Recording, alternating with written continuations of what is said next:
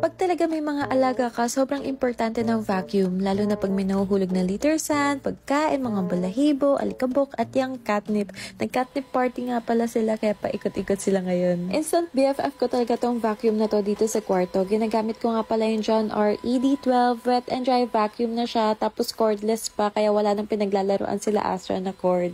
At ito na naman yung batang makulit na ayaw umalis pag nagva-vacuum.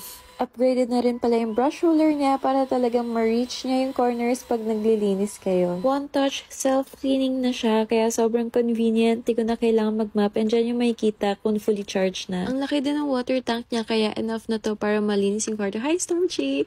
Ayan, hinahaluan ko lang ng floor cleaner na kasama dun sa vacuum. Sinisipag at nag-e-enjoy talaga ako maglinis, lalo na lightweight siya, around 3.5 kilos, tsaka walang naiiwan. At hindi siya mabilis malobat. Ang tagal ko nang nagva-vacuum dito sa labas. Pero, yan, enjoy na enjoy pa din. Tignan nyo naman.